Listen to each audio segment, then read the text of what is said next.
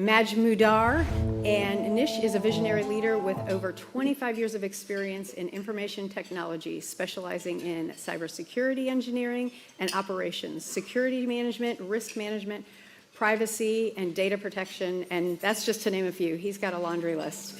So he's also the VP of Chief Information Security Officer for Mathematica, and we are super thankful for him being here today to talk about the cybersecurity pie, protect, prevent, and predict. Sure. So just give a round of applause to Nish as you welcome him.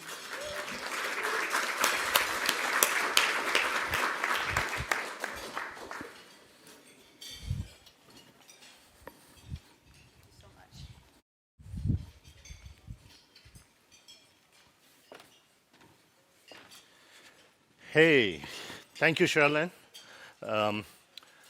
This is going to be interesting, right? Speaking during lunchtime, people that are not facing me. Don't blame me if you spill some sauces on your shirts, dresses, right? But let me introduce myself, Nish Majmudar. I'm currently the CISO at Mathematica. Mathematica, it is a consulting company where about 70% of our revenue comes from federal government consulting, 30% from commercial market and international space.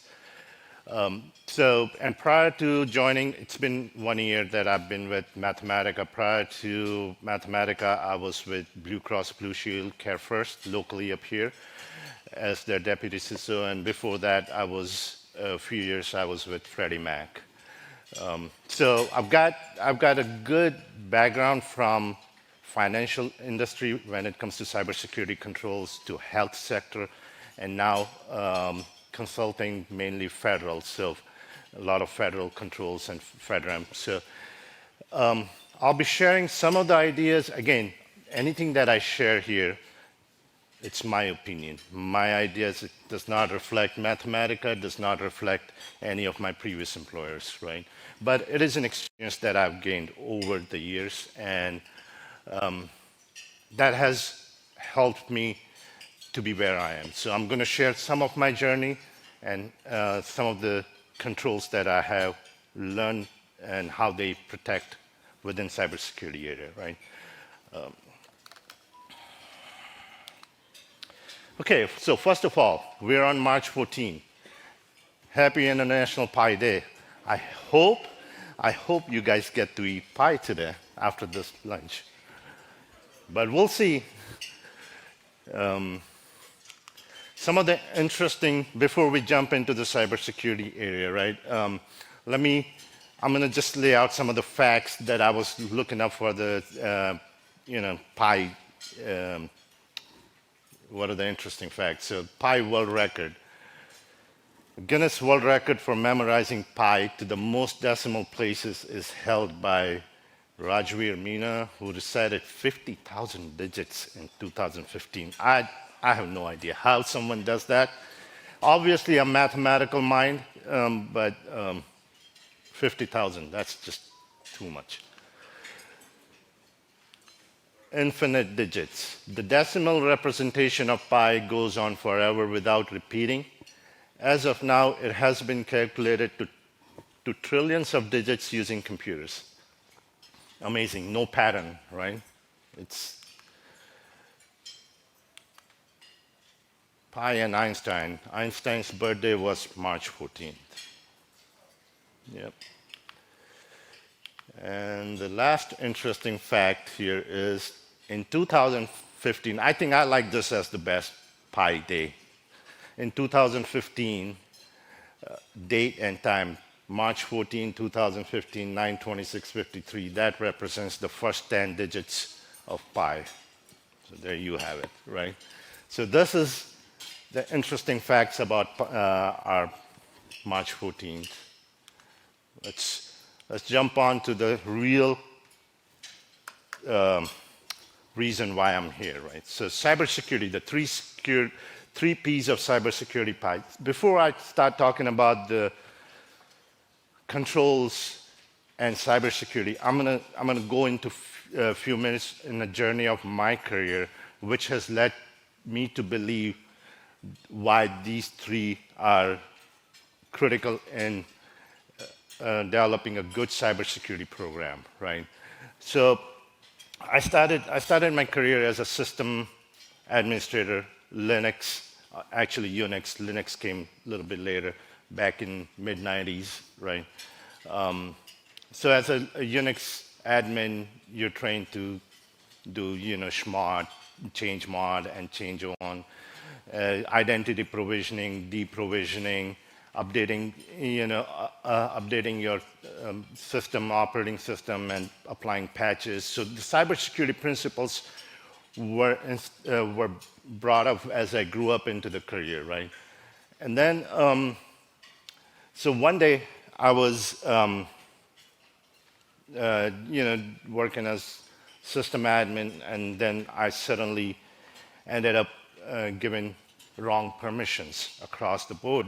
My manager, not my manager, one of the business leads came to me and said, hey, we can't see some of these files.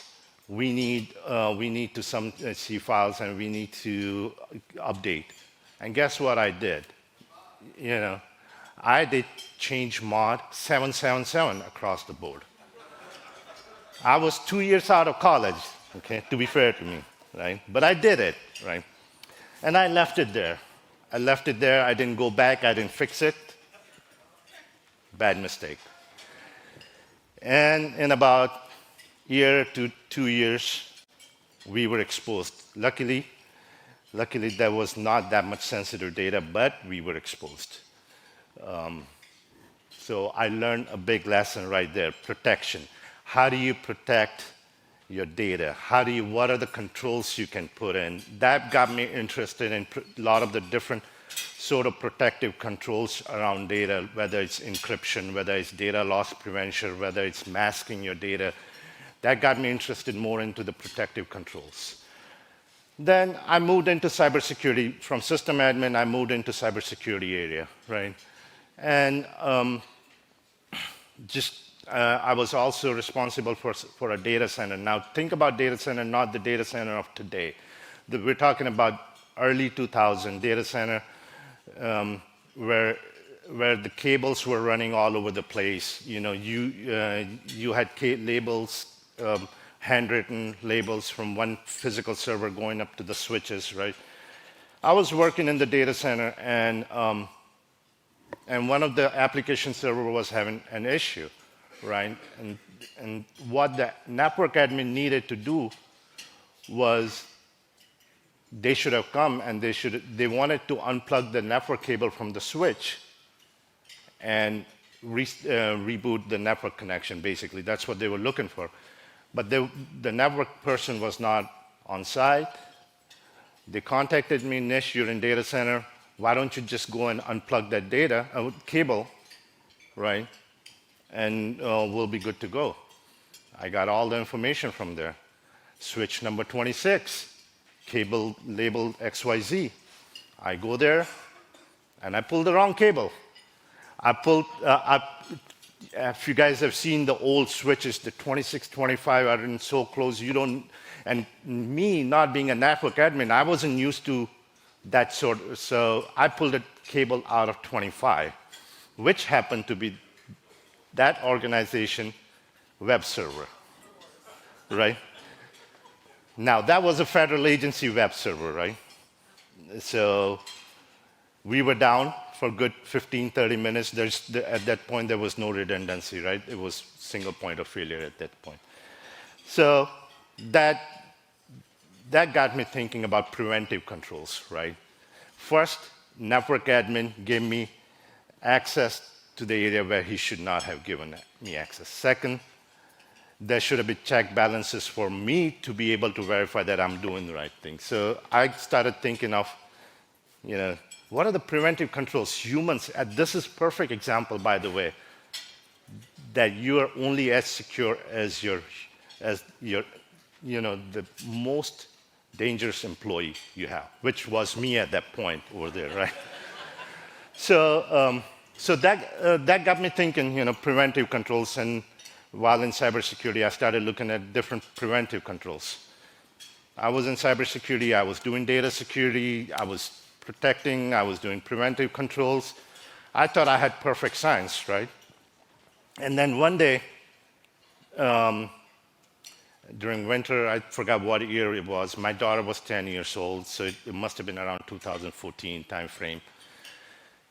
We had a big, decent amount of snowstorm, right? But the forecasters didn't forecast that, weather forecasters, and we always love to make fun of weather forecasters, right? So the morning of I woke up and I was complaining to my wife and daughter, hey, these guys don't know what they're doing. They're calling for rain, and then we have 3 inches of snow, and I've got a shovel and complaining, right? And middle of that, I get a call from work. Hey, we've got security incident. We need you here, and we need you to get, right? And there goes my 10-year-old. She goes, Daddy, too bad, you guys are not good forecasters. At least the weather people get it 50% of right? So that got me thinking predictive. How can we predict within cybersecurity? So this is my journey of thinking 3 Ps of cybersecurity. This is not coming from, not that I invented it. All these controls were already there. It just got me thinking towards there, right? So let's move on. So protect, right? Anything about protection starts with identifying the data, safeguarding your assets. It's all about your data, whether it's your real hardcore data or software. You need to identify what is that you're protecting, right? So, and anything about data starts with asset management. Without a good asset management, you can't really guarantee that you're protecting your data, because there's shadow IT and whatnot. If you don't have a good confidence into your asset management system, I think you're in for bad surprises sooner or later, right? So asset management should include on-prem infrastructure, cloud instances, SaaS platforms, software, API, open source libraries, everything, you name it. Because these days, you've got vulnerabilities all across the place, right? So you should know your asset. Next piece is governance. So once you build your asset management, right, you want to identify what is the classification system you want to follow, right? Each organization, whether it's financial, health, consulting, federal sector, they have different regulation. You want to be abiding by the classification that you are required to, so you want to define that classification system. And what compliances, what regulations, what standards that you're going to be. So build a good governance around your data as to what's going to be, before you start even protecting your data, you need to be able to define what is sensitive data, right? Next is, now the next set of pies is not really in any particular order. You can sort of do them concurrently, but network controls. You've got asset management, you've got governance, you want to identify what are the set of network controls. Once you identify certain applications are sensitive, you want to make sure you want to build network segmentation or even micro-segmentation in that case, right? Have appropriate firewall rules so that people only allowed protocols are allowed to get in there, right? So build your network controls. Next would be endpoint security controls, so people that are accessing these servers or applications, you want to make sure those endpoints or servers are protected from malware, viruses, and you see that I've got EDDR these days. The endpoint security technology of 10 years back was truly just identifying. These days with CrowdStrike and Carbon Black, they're all recovery. They're going into preventive mode also. So there's endpoint. Next, you want to get into the identity access management, right? So this is role-based access. What I was doing as system admin, we were giving role-based access at that point, even provisioning, deprovisioning at that point. So a lot of the buzzwords that have come across in the last few years, like zero trust. It's a framework of all these controls, built together. It's a framework of, but in all honesty, we've been role-based control is nothing but zero trust, right? At least in identity space. So you want to make sure you're doing that. Obviously, your password access manager, PAM, and access reviews. Again, one of the things that I always tell is, from my experience of doing that smart sound, right, is we don't do access reviews enough. We give access. When somebody opens up a ticket, we give that extra access. Or if somebody's working in HR department and they move to compliance, do we take their access away from HR? Do we have that process? That's the access reviews. Every quarter we should be reviewing access of our privileged users. Do they still need those access, right? And that, if I was doing my access review back then in mid-90s, probably I would have taken off that sound, but that was not the case at that time. So, and the last one here is data security controls, right? Ultimately, everything boils down to data, right? After you have all the role-based access created, who needs access to data, who needs to be able to decrypt it, you want to create an encryption, data at rest encryption. In transit, also, data that's flowing, you want to make sure that everything is encrypted in transit. And masking, only even if your DBAs have access to application database, right? Do they really need to see the column with social security number? They don't need to see it. So mask that data within that column, right? And even application admins don't need to see. Again, the other use case of masking is you don't want to keep the production data into lower environment, dev or test, right? So you want to de-identify or mask that data before it moves, before you take it to dev environment, right? So those are the protective controls that I think over the years I've been successfully able to build in some of the organizations I've worked. And I think it's not a complete solution, but it's 80% of what zero trust framework calls for, right? Now, zero trust framework goes also into preventive mode also, so we'll look into that also. But that's protection. One of the things that I forgot to mention that my goal is to leave 15 minutes towards the end of the presentation so we can have more discussion back and forth. So hold on to your questions if you have any. One of the things I really like discussions is because I like to learn from what you guys are doing.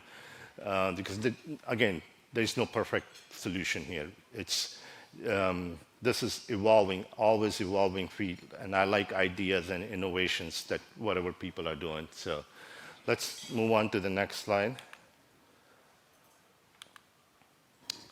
Okay, prevent, neutralizing known threats. So prevention, right?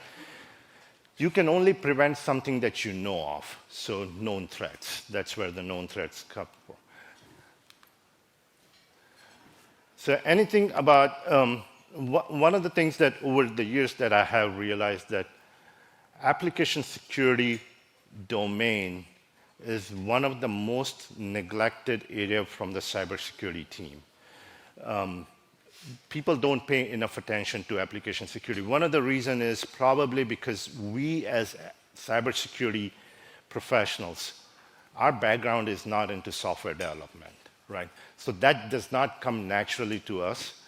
But if you look at the last few years of majority of the attacks, they're happening at this layer, application layer, whether you look at Log4j or any of the, APIs, hacks.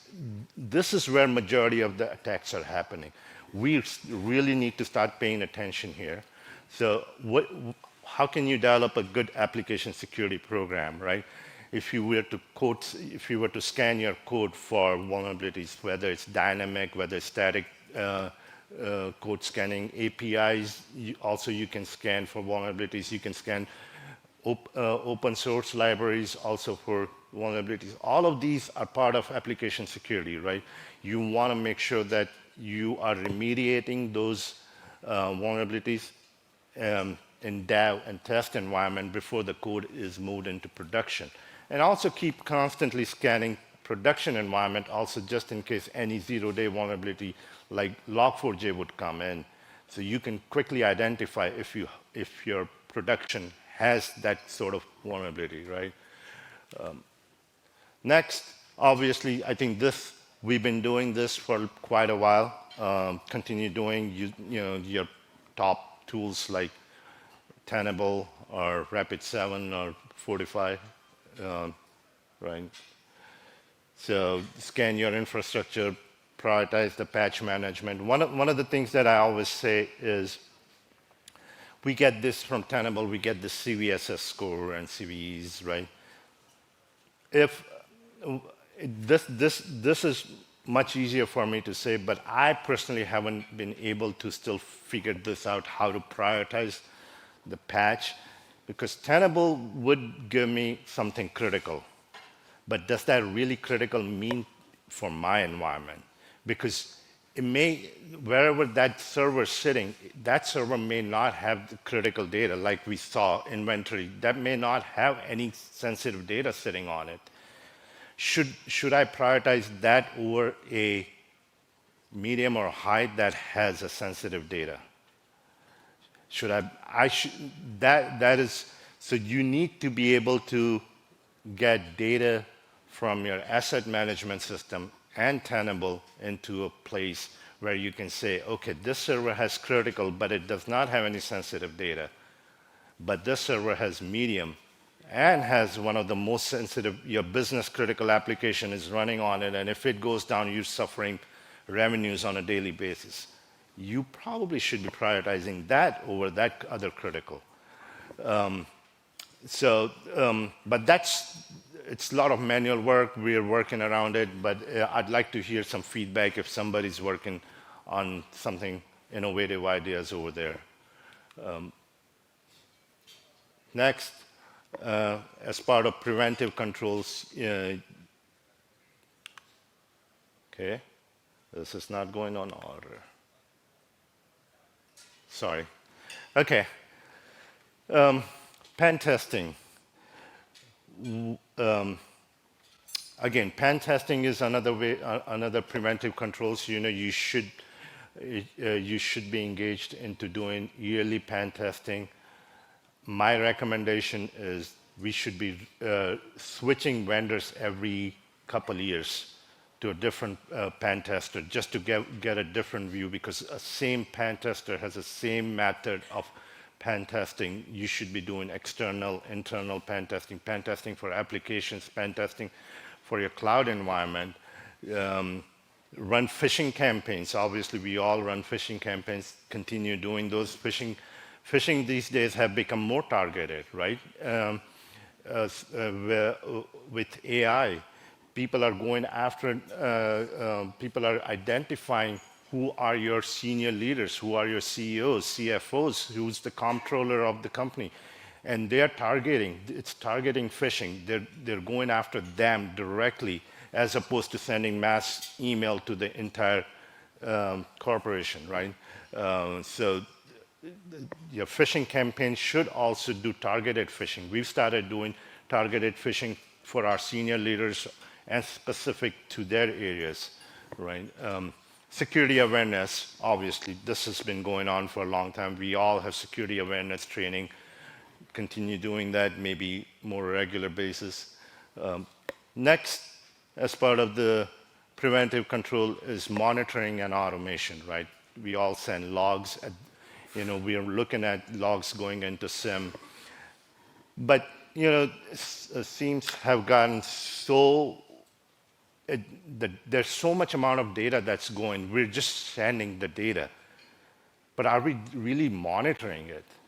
We're just sending the data because it meets one of the controls. It meets audit requirement. It meets compliance. But are we really monitoring it? Are we creating the correlation rules that are giving us some meaningful alerts, right? It's tough. It's a tough place to be at, right? But we should be really looking at the business use cases and what are those business use cases that we really need to get alerts out of, right? And automation, with automation, you create playbooks that would auto-remediate some of the incidents, like CrowdStrike plays pretty good with Palo Alto and automation. We built some playbooks around that. So do some of those preventive measures.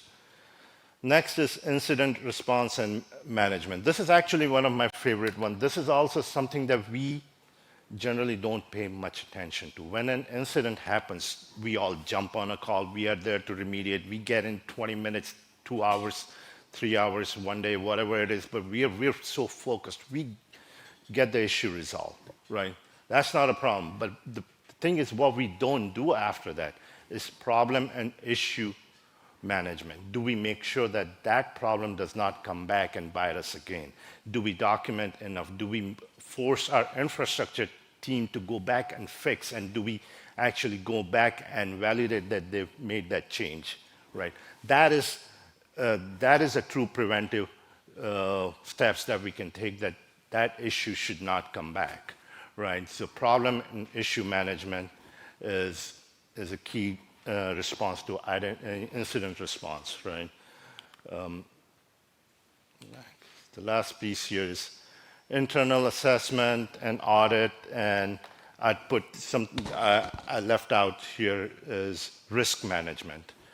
So I think one of the things I think we as cybersecurity professionals, we tend to sometimes look at internal audits and we take it personally, right? And it should not be the case. It really should not be the case, right? Because they're our partners. Really look at it, because if the external auditors would come and find the same finding, that would potentially lead to financial risk, would lead to major issues. I would rather, as a leader, I would rather disclose to my leadership what's there.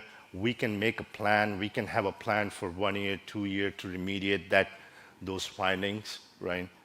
And guess what? If an external auditor comes and they find the same thing, we can give them the plan. Hey, by the way, we know about it, and here's our plan. And they, most of the times, not most, pretty much every time, they accepted that, and they don't ding us for that if you self-disclose something, right? So I totally believe in self-disclose.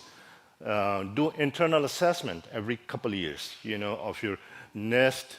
Gartner has good tools to do your self-assessment. You don't even, there are vendors out there who would come and do an internal assessment, but you can do using the tools. Gartner has a really nice tool that you can go and question your infrastructure team and build that internal assessment review for yourself. That opens up eyes. You think you know, I think 80-90% is what you know. There's sometimes it opens up your eyes and you see, okay, I didn't realize that was a gap on my side. And then risk management. So all of these things, your AppSec, vulnerability, pen testing, monitoring, incident, any problem that's open, issue management that's still open, any auditing and assessment, they all should feed into your risk management, your GRC tool, right? Build a risk portfolio of what's still out there. What are the threats, risks that are open? So then when you're going to your predictive next, these are the vulnerabilities that are open. These are the risks. Now, when you start looking at the threats in predictive, are these relatable to your vulnerabilities that are out there. Then you can really look into, you can predict. So you should build risk management based on all of the findings that you've done here. Again, this is not a perfect science. It is something over the years that I've experienced, that this is the way to do it. I know this requires big budgets also. Not all of us have the freedom to get these kind of budgets, but I think there's more or less, I think some things we can do it. Some things, if we can't do it, then try to best, But I think as long as you're doing AppSec and vulnerability and patch management, and every once in a while pen testing, so that you're identifying any shadow IT also, right? Okay, let's move on to the next one. Predictive cybersecurity. So basically, as it says, right? A few years back, as my daughter told me, you're not good at forecasting. So, and by the way, cybersecurity has made a good progress here. We've done a lot of good, as we'll look at the slide, within predictive. But this is one area that I'm really looking forward to seeing over the next few years with AI. This is where I think AI is going to help us the most, and predictive. Let's look at it. So threat intel platforms, right? So TIPs, they generally aggregate and analyze threat data from various sources, such as open source intelligence, dark web monitoring, and then information sharing communities, right? So if you're a health sector, you can get feeds from TIPs about health sector. If any other insurance company or hospitals are getting breached, they can send you data that this particular attack they're seeing out in the wild, so you can start predicting that maybe it's going to come to you and start taking measures to protect against those, right? So that's one of the technologies. Next, this is a little bit out of order. It should have been, but let's talk about this. Tabletop exercises. Again, tabletop exercises is a good way to predict where the gaps are within your documentation, within your people, right? So you sit down and you go through your ransomware exercise, COOP. I've seen companies where BCP or COOP was created 7 years back and nobody's even touched it or reviewed it. The names of people are old, people have left. So that should be reviewed every year. So doing these disaster recovery exercises, right, tabletop exercises, brings those sort of things up front, and you can predict, hey, this is going to happen if there was a true incident. We're going to be calling John Smith, and John Smith doesn't work here anymore, right? And so, so this is one of the ways you can find your gaps into your documentation. Next is red teaming and deceptive technology, right? So red teaming is nothing but ethical hacking, right? I'm sure a lot of you are already doing it. The red team as service vendors would offer you also. They would take the real world. Red teaming is nothing but simulate real world attacks to test our organization's security defenses and incident response capabilities, right? So I think we should, if we have in-house red teaming team, we should really pay attention to those. We should give them what our vulnerabilities are so they can really go against and try to do the cyber attacks internally to see if we are vulnerable to those. We should look into deceptive technologies like honeypots. Honeypot, again, as a principle, it's pretty old. But lately, I've seen a lot of the vendors have really good deceptive technologies out there. They deploy a lot of, decoy assets, whether it's your database, application servers, or even data, almost looking like the real data. So that gives you as to who's trying to attack into your system. And you can start predicting, and you can start taking measures into blocking certain type of traffic coming in. I would say, these are good type of things. Again, this is money if we don't have budgets, but these are good things to do. Next is UBA. Again, user behavior analytics. Again, this also tells us a lot about our risky users, right? So all the data that's going into SIM, you would want to send your user behavior data also, people who are visiting websites that, first of all, non-business websites should be blocked. But if they're not, you should be sending those type of data there. You should be sending users that come into the work every day from 8 to 5, and all of a sudden they are coming in or they're logging in at weird time, 2 in the morning. And by the way, that connection is coming from China. You should really get an alert on those kind of user behavior, right? And even there insider risk also that user behavior analytics can call. That could help you predict that what could possibly happen, right? Next is threat hunting and modeling. I wanted to talk about threat hunting and modeling right after threat intel. So threat hunting and modeling is basically, so you get all these your threat feeds from your threat intel programs, right? Your threat hunting just involves proactively searching for signs of compromise, advanced threats within the IT environments. They're always looking for.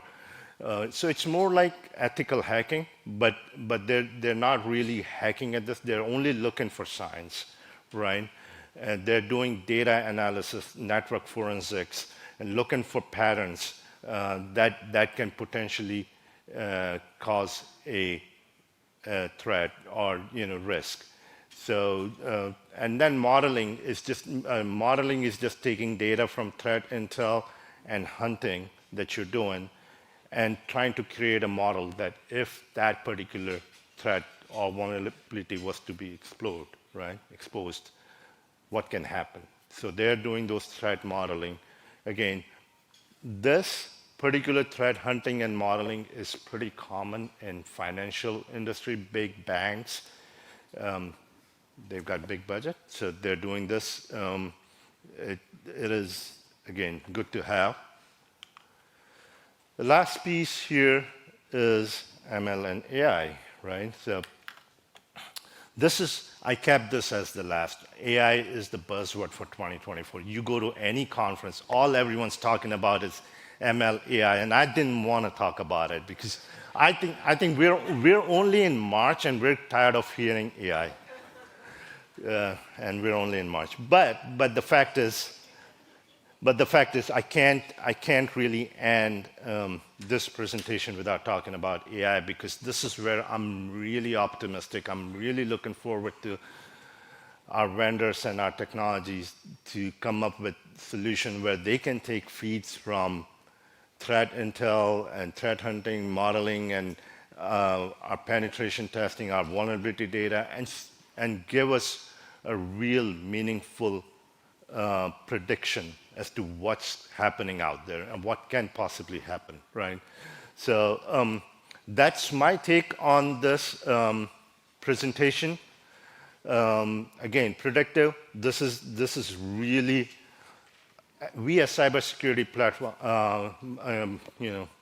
people, most of our time is gone into that middle circle, the preventive one, where there's an incident happening, we're preventing it, we're spending next big amount of time we're spending in protection, putting in the controls. Unfortunately, a lot of times what we do is we put controls just to satisfy compliance and audit, but do we really put controls because it makes sense to the business? So, but this is the area I think that's going to grow really big in the next few years. So, as I come to the conclusion of my presentation, I wanted to go back and look at the pie one more time and see what are the common characteristics of between a cybersecurity pie and a mathematical pie, right? So, infinite nature, right? Pi, as we know, is irrational number. It has an infinite and non-repeating decimal numbers. There's really no pattern, right? And similarly, cybersecurity is a continuous process that requires constant monitoring, right? And always new threats come in, always. We try to make sense. We try to develop some patterns, but in all honesty, it's all evolving every time, right? So that, as I was looking at it, I think that makes one of the common characteristics. Foundation, right? Pi is the foundational constant for geometry, trigonometry, and doing calculation for circles or curves, right? Similarly, the cybersecurity fundamentals such as encryption, authentication, access controls, these are just the fundamentals. These are cybersecurity, right? Anything you build on top of that, authentication, access controls, whether it's firewall or your database access control, these are fundamental controls that you want to build encryption, right? So layers of defense, just like Pi has multiple layers. All these three pies in protect, prevent, predict, all they're doing is we're providing multiple layers of defenses, right? And circumference of security. So here, the circumference nature of Pi may symbol the interconnected and holistic approach needed for comprehensive security strategy. So let me read this. This was last night I was writing, so I wasn't paying attention, late. So circular nature of Pi may symbolize the interconnected and holistic approach. So the Pi's nature of being circular, right? It is about holistic and interconnected. Everything is interconnected. Same thing with cybersecurity, right? All of these protect, prevent, and predict, they're all interconnected. Without the input and output from each of the controls, you can't really build a whole comprehensive strategy of cybersecurity. So that's my cybersecurity pie, right? I will take questions, comments, suggestions at this time. Nish, thank you. This is very helpful. Thank you. Sometimes we have the frameworks from the large organizations that are made to fit everything. Right. And they don't fit anything. Exactly. Without a lot of tailoring, right? Right. And so a couple of, maybe they're rhetorical in nature. One being your question about if you have a low value asset with a critical vulnerability, how do you prioritize that over a high value asset with a moderate or even high? My note says letting a critical vulnerability remain is inviting persistence and lateral movement, and you can predict that. Nice. Right? So if it's in the same environment, it puts the critical one at risk. Critical one at risk. Right. If you had microsegmentation, then Well, you might let those two devices talk to each other. Yeah, you right? might. Yeah. You're right. Yeah. And so also noting that the criticality of an asset, in the world of users, users change data. Even in a structured database, they often put something in a notes or comment field that turns out to be a social security number or something else. Yeah. And so what was originally, and according to the rule book, not a critical asset or a high value asset may have data that is beyond what it was originally meant to be. Yeah, you're right. Certainly email has every kind of data in it. Yep. And network storage, where users can save whatever they've extracted from your critical database, also probably has become a high value asset. So that's the user behavior analytics can help with that. If users are doing the wrong thing, downloading extracts from high value asset databases, putting it in notes fields, a new thing to train users on. Don't put that stuff in a comment or note field, right? And then I guess it's rhetorical for basically everybody, but with AI improving what we train users to recognize in phishing, so now not so easily recognizable. Exactly. Can we expect users to identify phishing emails any longer? Is that a moot point at this time? And especially on mobile devices where you can't just mouse over and see who that email actually came from. Right. It's a name. It might be a name you recognize. It's not so It is easy tough, yeah. to do on a All of phone them, yeah. to look at the actual source address. No. So thank you. Very good, straightforward Thanks. ways of approaching security. No, thank you. Yeah. And one, go ahead.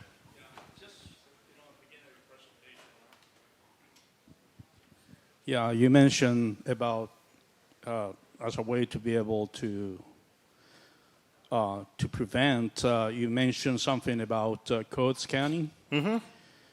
And I never really thought about that, but now I'm starting to think about it. A lot of companies are adopting a lot of more open source, software, and there's a lot of contributors there. Yep. And the old days, probably if you remember, you used to do code reviews, Yep. and most companies, they don't do that anymore. Exactly. And my question is, I just want to understand when you said code scanning, in order to do that, I assume you have to have the source code, is that right?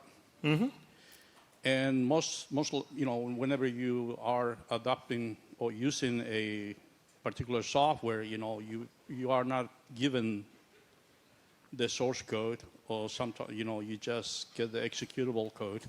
Yeah, so just to quickly, so there are tools, there are code scanning tools that are agent-based and now not so agent-based, also API that would sit on your software developer application server. And every time a software developer is coding, right, they would scan when any code that's moving through your CI/CD pipeline, right? It would scan that piece of code before it moves on to the next environment. Yeah, but okay, that's okay. But the question I have here is, with the open source, you have different contributors, different programmers that they contribute code, and that code may look safe. Yeah. Maybe dormant code that gets executed based on a particular date or incident that may trigger that in the future, but probably you don't see it being executed, but it's because it's dormant there. How you can prevent that? So I wish one of my, he's not here, my AppSec manager, but what we did in my previous org was we had a tool called Contrast that was scanning all your open source libraries, right? Whether it's dormant or whether it's active, as long as it's sitting on your server somewhere in your infrastructure, it would scan it. It would identify all the vulnerabilities against your open source libraries, and it would say, give you those. And it would give you the location of where your open source libraries are sitting at. So then you can make a decision if it's dormant, do you want to remove it, do you want to, or fix it? But the name of the tool was Contrast. But the person that gets that input, you know, that the output of that whatever scanning is, has to understand the code. Is that right? Exactly. That's where we as cybersecurity professionals fail because because we don't come from software development area. But that's where the message from senior leadership comes pretty handy, that your software developers have to work with your cybersecurity team. And when me as a cybersecurity, when I give that output to my software developer, they need to respond to us. They need to, right? Yeah. Yeah, let's talk about IA for just 1 second. I work with it a lot. I'm not quite as optimistic about its future as you are, I think.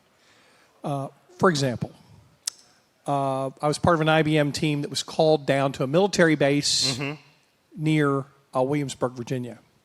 I won't mention the base, but everybody knows it. They had us in for 3 days to do a red team assessment.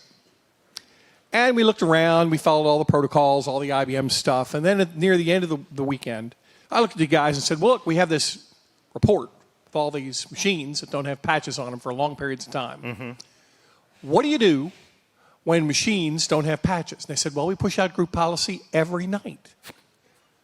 Okay, so they'd push it out. And they'd keep doing it and keep doing it. And some of the machines would just never take it. They never kept a record of what machines didn't take it. Right. They kept a machine of what they pushed out and when and to whom, but not who didn't take it. Right? Yeah. Then they were doing the IAVAs, the MITRE, Internet Vulnerability, the assessments. All IAVAs, big believers in IAVAs, they're good. But I found out they weren't doing all the critical patches. Now, they defended that by saying the IAVAs cover that, but maybe they do, maybe they don't. I don't have confidence I would have found either of those things. You had to answer the right questions. You had to be a human. Exactly, yeah. IBM liked our work. They even gave me a set of solar panels as a reward. Oh, wow. IBM gave me a set of solar panels. I'm not kidding. They said, very smart, gave me a set of solar panels. Then they laid us all off 3 months later. But IA works within very narrow windows of nonlinearities of thinking.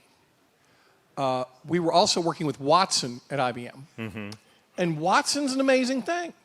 It can tell the difference between deer in the woods and my dear wife. And based on a statistical analysis, redirect the thinking into the proper contextual interpretation. But it still can't tell you that they're pushing out group policy every night and not keeping a record of the ones that didn't take it.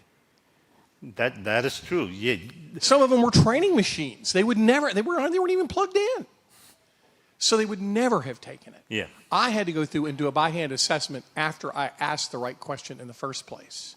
But I could only do that because I've been doing this 20 years. So good luck with the IA. But I think it's still good use case. I like that. I think it's still 10 years away. Yeah. Hi. I'll come to you.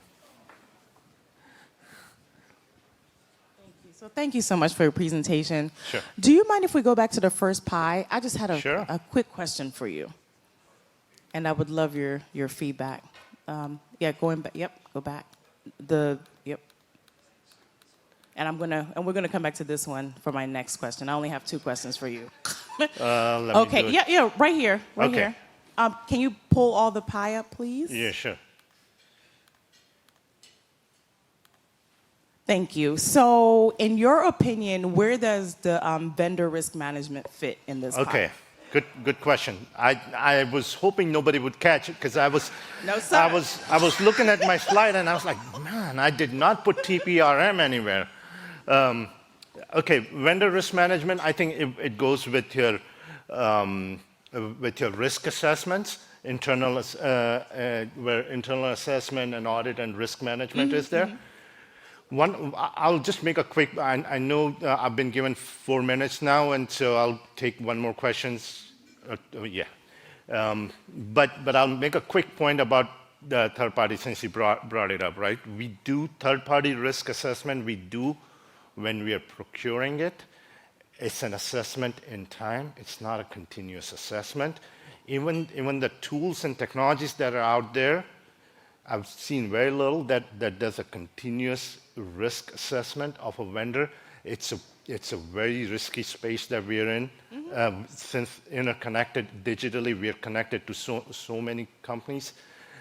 You're right, but to your answer, it fits there. If it's there, okay, great. And then to your point, so when I speak of vendor risk management, so of course, the detailed assessment of them is great, but you could also do something of like a high-level security certification review. So if the vendor has a ISO 27001, you can just always request that every year. So just want to kind of throw that in there. Okay, so my last question is for the next pie, please. Do you mind bringing that up? Sure. I'm sorry, I'm a visual learner, so I have to see what I'm asking about. Thank you.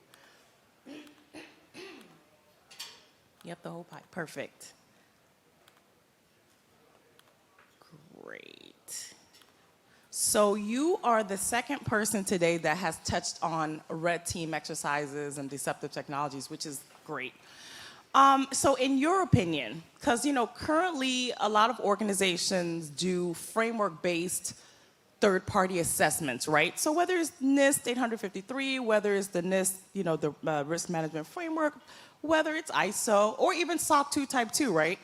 Okay, so in your opinion, should an organization do both in 1 year, or should they alternate it, since they have the same concept? Okay, so which two did you mention? SOC 2 Type 2, and what was the other one? NIST 853. Okay. And then ISO too, ISO 27001. Right. I think it all depends from organization to organization, but SOC 2 Type 2 is almost a requirement for if you're organized to do it on an annual basis, right? NIST 853 is not a requirement, so that you can do it every other year, every alternate year, yeah. Yeah. Okay, I've got one last question. Let me get to him. He's yeah.